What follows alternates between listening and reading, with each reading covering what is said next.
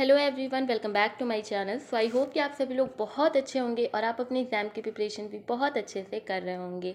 तो आज की जो हमारी न्यू वीडियो है, इस वीडियो में हम लोग बात करेंगे क्रेब्स साइकिल की। इससे पहले हम लोगों ने ग्लाइकोलिसिस, पायरुवेट ऑक्सीडेशन एंड उससे पहले हम लोगों ने पूरा सेलुलर रेस्पिरेशन का एक बेस बहुत अच्छे से तैयार कर लिया है। आज हम क्रेब्स साइकिल करेंगे। अगर पिछली वीडियो के रिवीजन की बात करें तो हमने ये आपको बताया था, हम अगेन एटीपी की बात करेंगे। Energy is the most important thing in respiration, as I said you in the previous videos, कि एनर्जी ही रेस्पिरेशन से इंटरलिंक है। जो ब्रीदिंग है वो इनहेल एंड एक्सहेल से रिलेटेड है। ओके, तो अगर हम ग्लाइकोलिसिस की बात करते हैं तो हमने वहाँ पर देखा था कि ग्लाइकोलिसिस में हमने ये देखा कि दो फेजेज होते हैं, एक प्रिपरेटरी फेज होती है एंड एक पे ऑफ फेज होती है। ठीक है, जो प्रिपरेटरी फेज है इसमें हम क्या करते हैं कि दो एटीपी बाहर से क्या करते हैं, हम इसे देते हैं। क्या करते हैं, बाहर से हम दो एटीपी इसमें इन्वेस्ट करते हैं।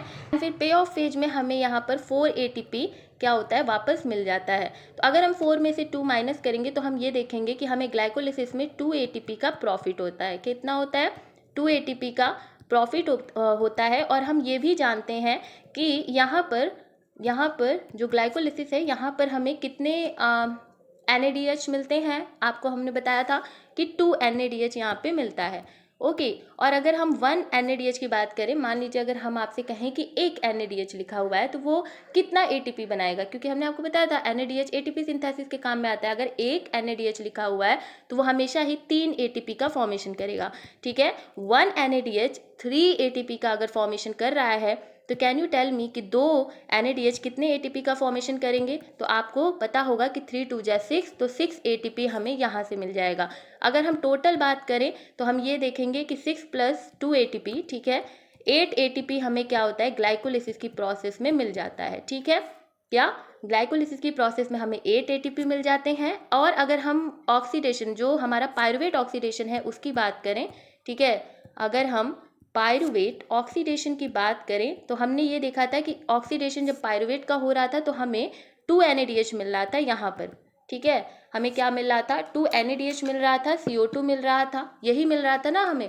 तो 2 NADH का मतलब क्या हो गया कि अगेन 6 ATP हमें यहाँ से मिल रहा है। कितना मिल रहा है, 6 ATP हमें यहाँ से मिल रहा है। तो ऊपर हमें मिला ग्लाइकोलिसिस में 8 ATP और यहाँ हमें मिला 6 ATP, तो टोटल कितने ATP हो गए, 14 ATP यहाँ पर आप देख रहे हो कि आपके पास ऑलरेडी जमा हो चुके हैं। कितने ATP, 14 ATP। अब हम क्रैब साइकिल में पढ़ेंगे कि आपको कितने ATP क्रैब साइकिल से मिलते हैं।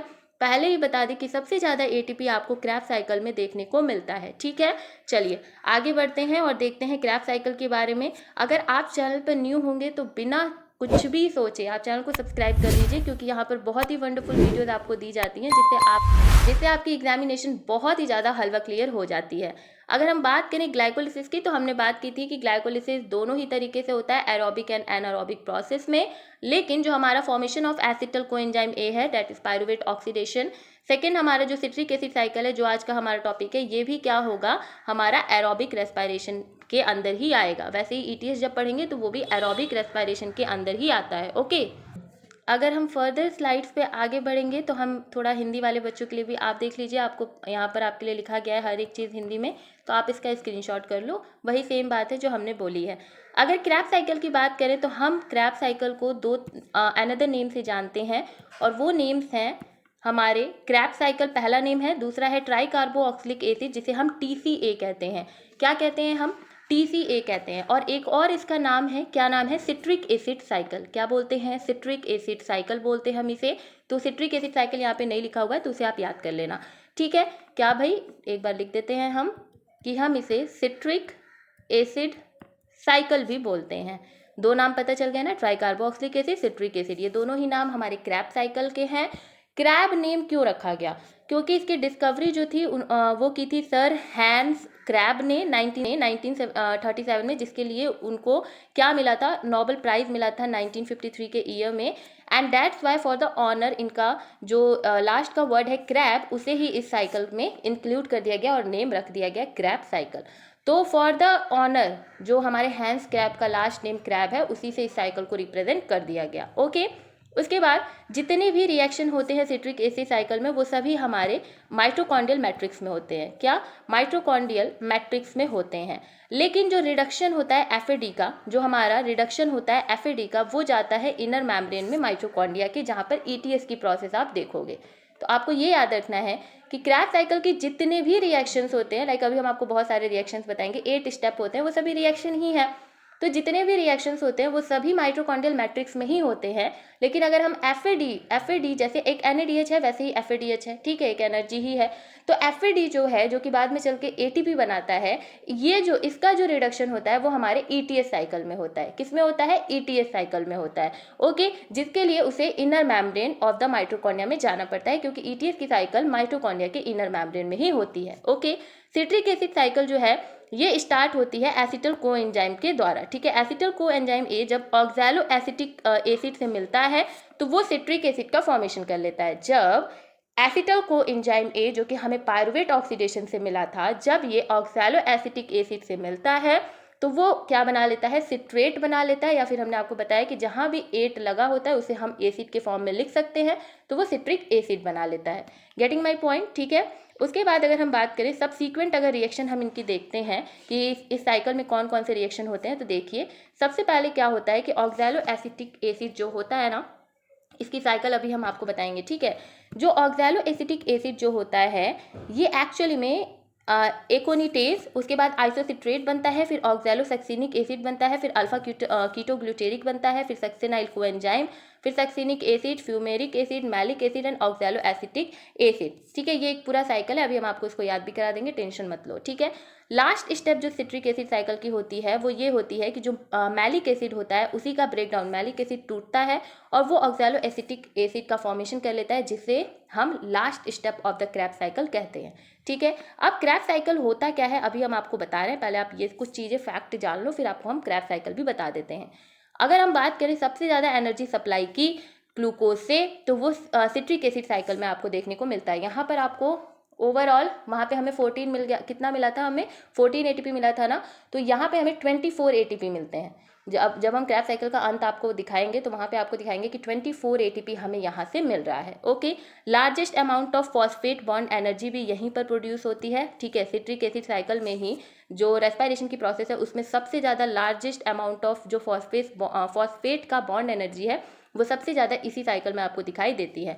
और जो एंड प्रोडक्ट होता है, सीबीएसई के 1993 में पूछा गया है कि CO2 एंड H2O किसका एंड प्रोडक्ट है, तो क्रैब साइकिल में आपको CO2 मिलता है, H2O मिलता है, FADH2 मिलता है, NADH मिलता है एंड एक GTP भी मिलता है, ठीक है। तो CO2 एंड H2O लिखा हुआ है तो ये आपको क्रैब में ही मिलेगा, क्योंकि ये आपको ग्लूकोज में नहीं मिलने वाला है, पायरुवेट में सिर्फ CO2 मिलता है, H2O नहीं मिलता है। ओके, अब देखिए उसके बाद अगर हम बात कर लें, ये वाला 1 मिनट बच्चे इसको भी स्क्रीनशॉट कर लें, इसको स्क्रीनशॉट कर लो, सब चीज़ बताया ही है हिंदी में। उसके बाद देखिए इस साइकिल को समझने से पहले, ठीक है, ये वाला डायग्राम समझने से पहले जो हमारी ट्रिक है आप उसको समझो। आपको एक ट्रिक हम बता रहे हैं, उसी तरीके से आप लिखोगे तो आपको बहुत अच्छे से समझ में आ जाएगा।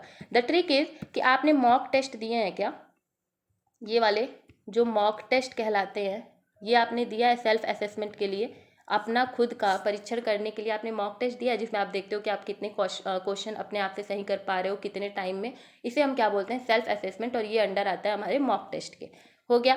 मॉक टेस्ट में आपको ये टर्म याद रखना है, ये जो टर्म है आपका मॉक, ठीक है, इस टर्म को आपको याद रखना है। और आपको मॉक्स याद रखना है, क्या याद रखना है? मॉक्स टेस्ट, ठीक है। मतलब ये थोड़ा सा सिली सा है, लेकिन याद रख लो कि मॉक टेस्ट होते हैं, लेकिन मॉक में एस लगा देना, मॉक्स, ठीक है। अब इसे कैसे आपको यूज़ करना है हमारे सिट्रिक एसिड साइकिल में, हम आपको ये बताते हैं। देखिए, जब भी हम मॉक्स की बात कर रहे हैं तो हम इस तरीके से कुछ लिखेंगे।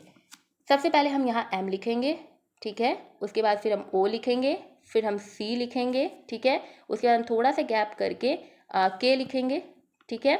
देन उसके बाद हमारा क्या बन रहा है? S। तो क्या हमने जो ट्रिक बताई है उसके अकॉर्डिंग जा रहे हैं हम MOCKS, मॉक्स, ठीक है। अब आपको क्या करना है? इसे कंप्लीट करना है। कंप्लीट में आप क्या कर रहे हो? देखो, वेट अ मिनट, देखिए ये जो है मॉक में M जो है इसका मतलब होता है मैलेट, ठीक है। O से आप OAA, जिसका नाम है ऑक्सैलो एसिटिक एसिड, ठीक है। C से आपको याद रखना है सिट्रेट, K से याद रखना है अल्फा कीटो ग्लूटरेट, ठीक है, अल्फा कीटो ग्लूटरेट। एस से आपको याद रखना है सक्सीनेट, ठीक है, क्या याद रखना है, सक्सीनेट। उसके बाद आपको यहाँ पर एक और जोड़ लेना है fumarate, and this is the whole cycle. यही आपकी साइकिल है जो कि आपको पढ़नी है किसमें, हमारे क्रैब्स साइकिल, यही क्रैब्स साइकिल है। Oxaloacetic acid, citrate, alpha ketoglutarate, succinate, fumarate, malate, ठीक है। बीच में आपको कुछ कुछ जोड़ देना है, जैसे क्या जोड़ना है समझिए। यहाँ पर आपको सिट्रेट एंड अल्फा कीटोग्लूटरेट के बीच में आइसोसिट्रेट जोड़ देना है। क्या जोड़ देना है, आइसोसिट्रेट जोड़ देना है।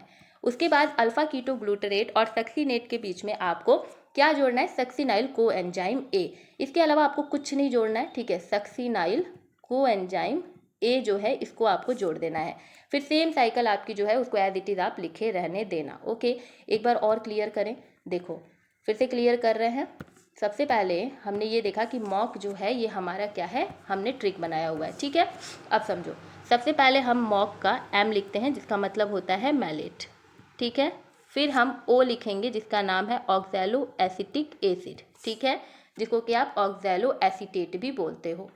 फिर हम देखते हैं सिट्रेट, जिसको कि आप सिट्रिक एसिड भी बोलते हो। सिट्रेट के बाद आपने देखा अल्फा कीटोग्लूटरेट, क्योंकि के आ रहा है ना, तो अल्फा कीटोग्लूटरेट, ठीक है।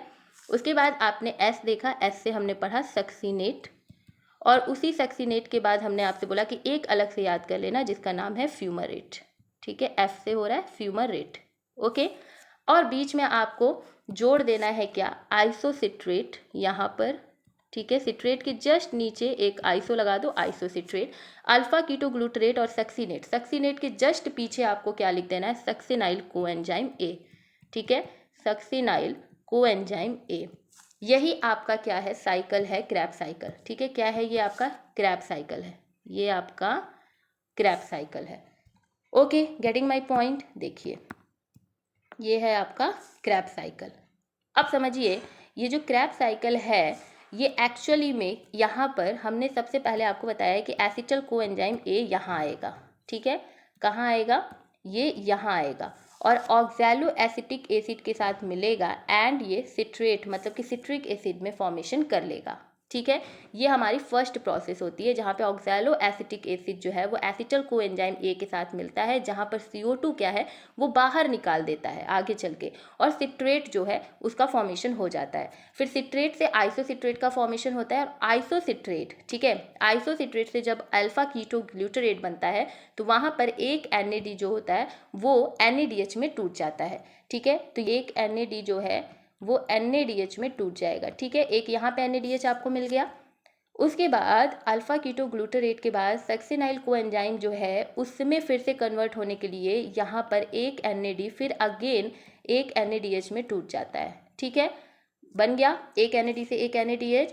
अब आपको कैसे से याद रखना है, जो अल्फा कीटोग्लूटरेट है, जो आपका अल्फा कीटोग्लूटरेट है इसी के ऊपर नीचे ये वाला काम हो रहा है NAD का, ठीक है। तो अल्फा कीटोग्लूटरेट में आपको याद रखना है कि इसके ऊपर भी एक NAD NADH में टूट रहा है, इसके नीचे भी एक NAD NADH में टूट रहा है। तो अभी तक देखा कि 2 NADH हमको यहाँ से मिल गए हैं, ठीक है। उसके बाद जब सक्सीनाइल कोएंजाइम ए सक्सीनेट में बदलता है तो ये एक्चुअली में एक GTP को GDP में कन्वर्ट कर देता है, GTP को GDP में कन्वर्ट कर देता है। किसमें, सॉरी, GDP को GTP में करता है, GDP को GTP में कन्वर्ट कर देता है। और ये एक GTP जो है ना वो एक ही ATP बनाता है, ये स्मॉलेस्ट यूनिट होती है जिसमें एक GTP एक ATP का फॉर्मेशन करता है, ठीक है। उसके बाद सक्सीनेट जो है जब ये फ्यूमरेट में बदलता है तो F for fumarate and F for एक जो FAD है ये किस में चेंज हो जाएगा, FADH में, ठीक है, किस में, FADH में। और फ्यूमरेट जब मैलेट में बनेगा तो एक यहाँ पर आप वाटर मॉलिक्यूल डालोगे, और मैलेट से जब ऑक्सैलो एसिटेट बनेगा तो फिर यहाँ पर एक NAD जो है वो NADH में चेंज हो जाएगा। तो मतलब कि हमने कितने NADH वाला देखा भाई, हमने देखा 3। एक यहाँ पर देखा ना, एक मिनट इससे बताते हैं। एक हमने यहाँ देखा, एक हमने यहाँ देखा, एक यहाँ देखा, और एक यहाँ देखा। तो 3 NADH हमको यहाँ से मिल गए। ये चीज़ आपको क्लियर हो गई कि यहाँ अभी तक हमें 3 NADH मिल चुके हैं, ठीक है। फिर हमने और चीज़ जो है कि FADH कितना मिला, FADH हमें यहाँ पर कितना मिला, 1 मिला, ठीक है। तो हम ये भी नोट कर लेते हैं कि एक FADH मिला हमें। और जीटीपी वाली जो बात हमने की थी वो हमें कितनी मिली, तो वो भी हमें 1 मिली। ठीक है, वो हमें यहाँ पर 1 मिली। तो 1 FADH और 3 NADH एंड 1 GTP हमें एक साइकिल ऑफ क्रैब्स साइकिल में मिली। जब क्रैब्स साइकिल की 1 राउंड हुई तो हमें 1 मिला। तो ये बताओ जो पायरुवेट है, ठीक है, इस कॉन्सेप्ट को एक बार समझो कि ग्लाइकोलिसिस में हमने ये देखा था कि ग्लाइकोलिसिस की प्रोसेस में जो ग्लूकोज है, ग्लूकोज का एक मॉलिक्यूल 2 पायरुवेट में चेंज हो रहा था। ठीक है, तो 2 पायरुवेट ही 2 एसिटल एंजाइम में चेंज होंगे। ठीक है, 2 एसिटल कोएंजाइम ए में चेंज होंगे। तो हमने अभी एक क्रैब्स साइकिल की बात की, ठीक है, जिसमें बस एक एसिटल कोएंजाइम गया है। दूसरा क्रैब्स साइकिल अभी बाकी है जिसका वो दूसरा टर्म कहलाएगा। तो 1, ठीक है, ये अभी एक और इसमें क्रैब्स साइकिल चाहिए क्योंकि यहाँ पर 2 एसिटल कोएंजाइम ए है। ठीक है, एक तो पहले राउंड में चला गया, ये वाला इस राउंड में चला गया, दूसरा वाला जो है वो दूसरे राउंड में जाएगा, इसीलिए एक और क्रैब्स साइकिल आपको चाहिए। ठीक है, तो हमें अगर हम कैलकुलेट करें तो देखें कि एक अगर हम क्रैब्स साइकिल की बात करते हैं, ठीक है, एक क्रैब साइकिल की अगर हम बात करते हैं तो हमें कुल मिला करके 3 NADH मिलते हैं। ठीक है, 1 FADH मिलता है और FADH2 बोलते हैं उसे, और 1 GTP मिलता है। ठीक है, यही हमने पढ़ा। तो क्या जब हम इसे 2 राउंड लगवाएंगे, क्योंकि 2 एसिटल कोएंजाइम ए है, तो 2 राउंड लगवाएंगे तो क्या ये इस तरीके से नहीं बदल जाएगा सेकेंड राउंड में? अगर हम सेकेंड राउंड की बात करें, सेकेंड टर्न की बात करें, तो वहाँ पर हम देखेंगे 3 2 जा 6 NADH अब पूरा टोटल हो जाएगा, प्लस 2 FADH2, ठीक है, और प्लस 2 GTP। ये हमारा फाइनल प्रोडक्ट होता है। GTP की अगर हम एनर्जी की बात करें तो ये हमारा क्रैब्स साइकिल का लास्ट एंड प्रोडक्ट होता है, जहां हम देखते हैं 6 NADH, 2 FADH2 और 2 GTP। ठीक है, यही हमारा क्रैब्स साइकिल है। ठीक है, यही हमारा क्रैब्स साइकिल है। ये 8, ठीक है, 8 ये स्टेप्स में बांटे गए हैं। कौन कौन से स्टेप में, सबसे पहले समझिए, एंजाइम वगैरह देख लेना, इसी में पता चल जाएगा कि सबसे पहले जो ऑक्सैलो एसिटेट है जो कि 4 कार्बन कंपाउंड है, वो सिट्रेट में बदलता है जो कि 6 कार्बन कंपाउंड होता है। कोएंजाइम यहाँ पर ए जो है उसको बाहर निकाल दिया जाता है। दूसरा में जो कन्वर्जन है वो सिट्रेट का आइसोमर आइसोसिट्रेट में बदल जाता है। हमने बताया था ना कि पहले ऑक्सैलो एसिटिक एसिड जो है वो सिट्रेट में बदलेगा, फिर सिट्रेट आइसोसिट्रेट में बदलेगा जो कि सिट्रेट का आइसोमर है। उसके बाद आइसोसिट्रेट जो है उसका डीहाइड्रोजिनेशन हो जाएगा, मतलब वाटर निकल जाएगा, और डी कार्बोऑक्सिलेशन होगा और वो किस में चेंज हो जाएगा? अल्फा कीटो ग्लूटरेट में। किस में चेंज होगा? वो अल्फा कीटो ग्लूटरेट में चेंज हो जाएगा। उसके बाद अल्फा कीटो ग्लूटरेट जो कि 5 कार्बन है, देखिए हमने आपको यहाँ पर हम देखे ये कि जो हमारा ऑक्सैलो एसिटिक एसिड है वो है हमारा 4 कार्बन, और जब वो एसिटल कोएंजाइम ए से मिलता है तो वो बन जाता है सिट्रेट जो कि 6 कार्बन का है, और फिर ये 6 कार्बन का क्या बनता है? आइसोमर जो कि है आइसोसिट्रेट। फिर वो आइसोसिट्रेट क्या होता है? अल्फा कीटो ग्लूटरेट में बदलता है, और ये जो कीटो ग्लूटरेट है ये एक्चुअली में है आपका 5 कार्बन का। फिर से 4 कार्बन आपके सक्सिनाइल कोएंजाइम में ये बदल जाता है अल्फा कीटो ग्लूटरेट। फिर सक्सिनाइल कोएंजाइम ए जो है वो सक्सिनेट में बदलता है। यहाँ पे जो एंजाइम यूज होता है वो होता है कोएंजाइम ए सिंथेटेज। ठीक है, इसमें सबस्ट्रेट लेवल का फॉर्मेशन होता है, मतलब कि क्या होता है?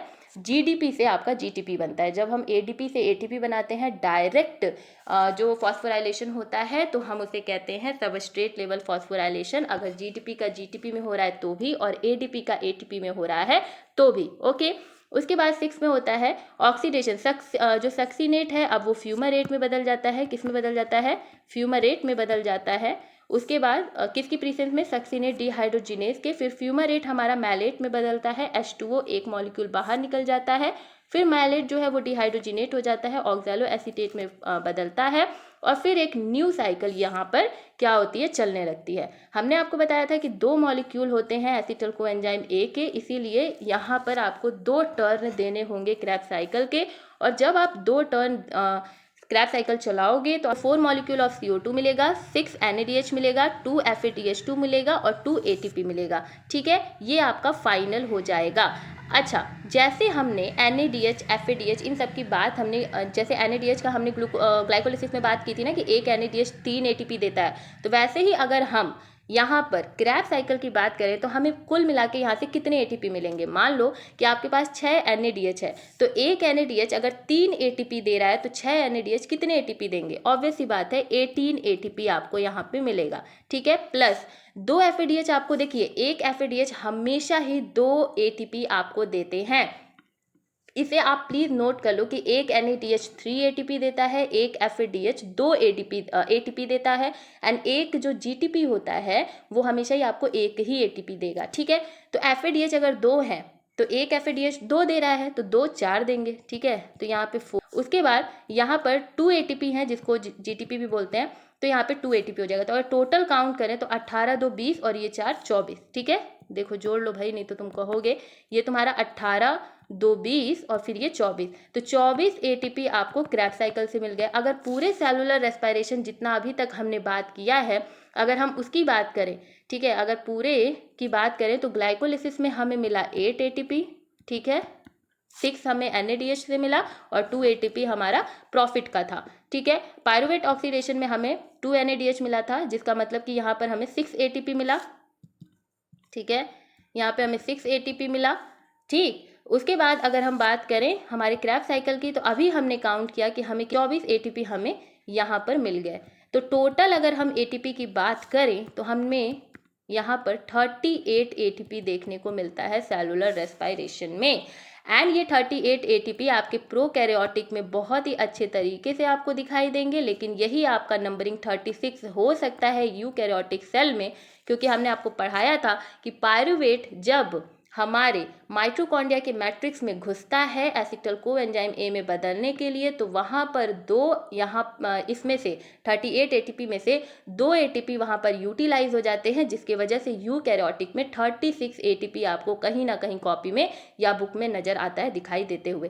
तो these are the number in cellular respiration, जिससे बहुत सारे क्वेश्चन बनते हैं और बच्चे बहुत कंफ्यूज रहते हैं। अब इससे ज़्यादा अच्छे से हमें नहीं लगता है कि हम समझा पाएंगे, बस इतना ही हमें आपको बताना था और यही आपको जानना भी है। तो अगर अभी भी कोई कन्फ्यूज़न है तो आप कमेंट बॉक्स में हमें ज़रूर पूछिएगा, तो फिर हम ETS वाले साइकिल में आपका कमेंट जो है उसका डिस्कस कर लेंगे आंसर, ठीक है। ये आपका पावर बूस्टर, जिसको कि आप बूस्टर डोज भी बोलते हो मेरी तरफ से, कि क्रैब साइकिल की अगर बात करें तो ये अकर किस में होता है, माइटोकॉन्ड्रियल मैट्रिक्स में। देखो ये गलत हो गया यहाँ पे, ठीक है, एक मिनट, ये अकर होता है माइटोकॉन्ड्रियल मैट्रिक्स में और डिस्कवर किया गया था सर हैंस क्रैब के द्वारा।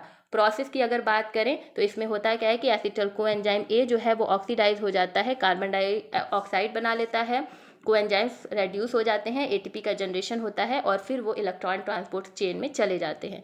अगर हम क्रैब पाथवे की बात करें तो ये एम्फीबोलिक होता है, मतलब कि यहाँ पे आप कैटाबॉलिज्म एंड एनाबॉलिज्म दोनों देखते हो। रिएक्शन कैसा होता है, ये तो एंजाइम कैटालाइज रिएक्शन होता है। प्रोडक्ट इसका 6 CO2 6 NADH 2 FADH2 और 2 ATP आपका ये लास्ट प्रोडक्ट है आपके क्रैब साइकिल का, ठीक है। तो ये था पावर बूस्टर, जिसको कि आप बूस्टर डोज भी कहते हो। और जो कैलकुलेशन हमने आपको बताई है वो बहुत ही अच्छे तरीके से रिप्रेजेंट करके आपको हमने यहाँ पर दिखाया है। Please take the screenshot, this is the most important thing and I think ये मतलब बहुत ही सॉर्टेड वे में, बहुत कंसाइज वे में हमने आपको यहाँ पर प्रिपेयर करके दिया है। इसके लिए आपको सब्सक्राइब तो करना ही पड़ेगा। बहुत अच्छे से ये आपके लिए हमने बनाया है, बहुत मेहनत और बहुत दिमाग लगा के, ठीक है। चलिए इसको आप स्क्रीनशॉट कर लीजिए। हमने आपको बताया ही कि ग्लूकोज जो है जब वो पायरुवेट में बदलता है, ग्लाइकोलिसिस की जो प्रोसेस है उसमें हम ATP जो है उसे क्या करते हैं, 2 ATP को हम इन्वेस्ट कर देते हैं, तो हमें 2 NADH मिलता है, जिसको कि हम 6 ATP लिखते हैं, क्योंकि 2 3 जा 6 और 4 ATP हमें बाद में पे ऑफ फेज में मिलता है। 4 में से 2 माइनस करेंगे तो 2 ATP हमें प्रॉफिट होता है, जिसकी वजह से यहाँ पे आप देख रहे हो 8 ATP, ठीक है। NADH आप 2 NADH एसिटल कोएंजाइम ए में देखते हो, एक NADH में 3 ATP मिलता है, तो 2 NADH से हमें 6 ATP मिलेगा, तो 6 ये 8 6 14, ठीक है।